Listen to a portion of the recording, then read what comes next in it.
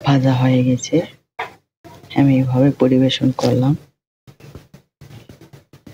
আসসালামু আলাইকুম আমার প্রিয় আপু ও দিদিরা, সবাই কেমন আছেন? আমি আলহামদুলিল্লাহ ভালো আছি। আজকে আমি পালং শাক দিয়ে এখানে মাছের কাটা ছাড়িয়ে নিয়েছি, বেসন নিয়েছি, এখানে সব ধরনের মশলা, কাঁচামরিচ, রসুন, পেঁয়াজ নিয়েছি। আমি বড়া বানাবো।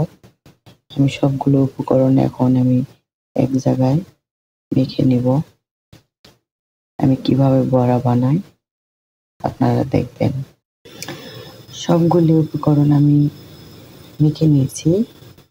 এখন আমি একটা প্যান বসিয়ে দিয়েছি। এখন এগুলি আমি সবগুলি ভেজে নিব।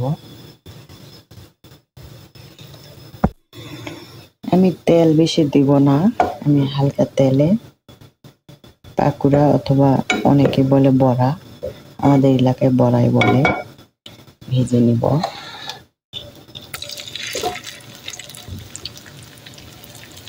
এভাবে আমি সবগুলি ভেজে নিব।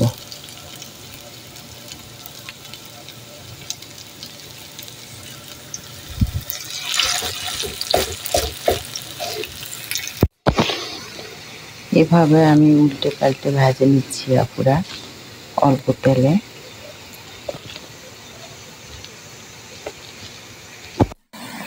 এভাবে আপনারাও ট্রাই করবেন।